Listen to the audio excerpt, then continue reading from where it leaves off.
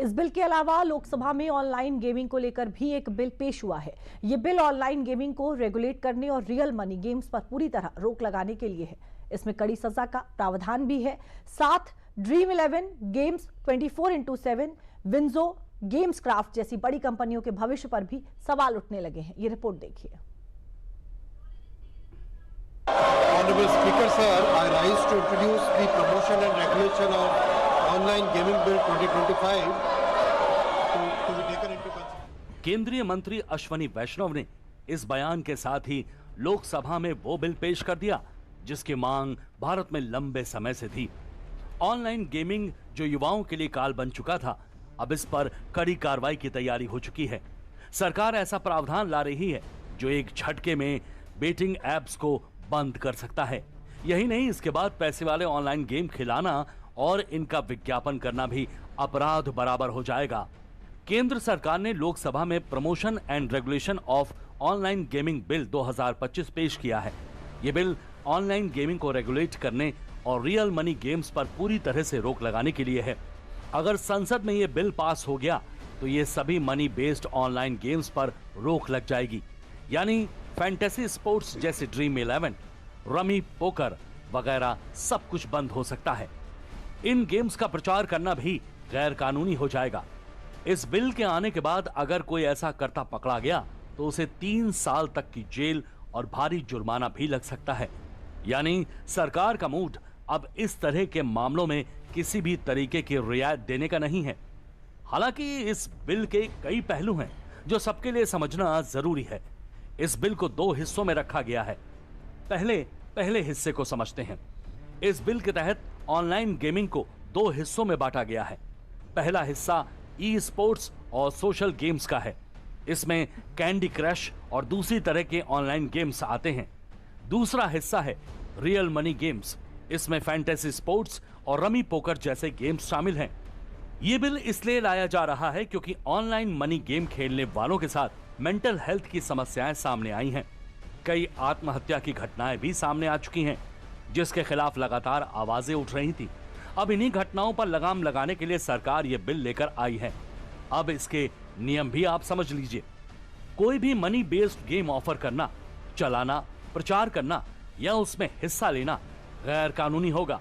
अगर कोई real money game offer करता है या उसका प्रचार करता है तो उसे 3 साल तक की जेल और 1 करोड़ रुपए तक का जुर्माना हो सकता है। विज्ञापन चलाने वालों को 2 साल की जेल और 50 लाख रुपए तक का जुर्माना हो सकता है। एक खास अथॉरिटी बनाई जाएगी जो गेमिंग इंडस्ट्री को रेगुलेट करेगी, गेम्स को रजिस्टर करेगी और यह तय करेगी कि कौन से गेम रियल मनी गेम हैं। बिना पैसे वाले ई स्पोर्ट्स और सोशल गेम्स को सपोर्ट किया जाएगा। इस बिल में स्किल बेस्ड गेम हो या चांस बेस्ड गेम, सब पर कड़ी कार्रवाई की जाएगी। सरकार का कहना है कि मनी बेस्ड ऑनलाइन गेमिंग की वजह से लोगों को मानसिक और आर्थिक नुकसान हो रहा है। कुछ लोग गेमिंग की लत में इतना डूब गए हैं कि अपनी जिंदगी की बचत तक हार चुके हैं और कुछ मामलों में तो आत्महत्या की खबरें भी सामने आई हैं। इसके अलावा मनी लॉन्ड्रिंग और नेशनल सिक्योरिटी को लेकर भी चिंताएं हैं। सरकार इसे रोकने के लिए ही सख्त कदम उठा रही है। अब स्किल बेस्ड और चांस बेस्ड गेम्स क्या हैं, आप ये भी समझ लीजिए। स्किल बेस्ड गेम्स रिजल्ट खिलाड़ी का स्किल, स्ट्रैटेजी और निर्णय लेने की क्षमता पर निर्भर करता है। चांस बेस्ड गेम्स भाग्य, रैंडमनेस या संयोग पर निर्भर करता है। स्किल बेस्ड गेम शतरंज, पोकर, रमी, ई स्पोर्ट्स जैसे PUBG, Free Fire. Chance based game lottery, roulette, slot machine, DICE वाले games. Skill based games regular practice से जीतने की संभावना बढ़ती है। चांस बेस्ड गेम्स बार बार खेलने से भी जीतने की संभावना पर कोई असर नहीं होता। ऑनलाइन गेमिंग इंडस्ट्री भारत में तेजी से बढ़ रही है, लेकिन अब इसके रास्ते में यह बिल बड़ा ब्रेकर बन के आ गया है।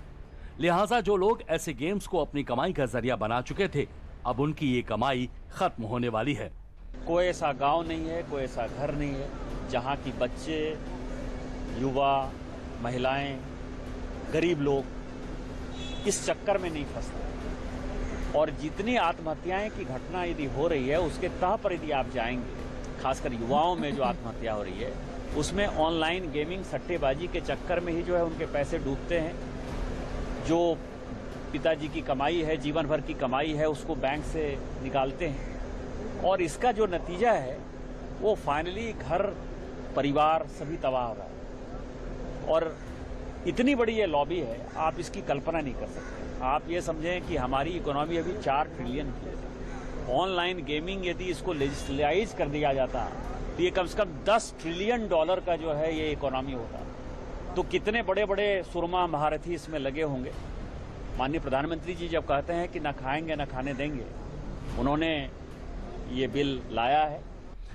इस बैन से dream 11, games 24x7, WinZO, Gameskraft जैसी बड़ी कंपनियां मुश्किल में पड़ सकती हैं। इंडस्ट्री के लोगों का कहना है कि सरकार के इस कदम से 2 लाख नौकरियां खतरे में पड़ सकती हैं। सरकार को हर साल 20,000 करोड़ रुपए के टैक्स का नुकसान भी हो सकता है।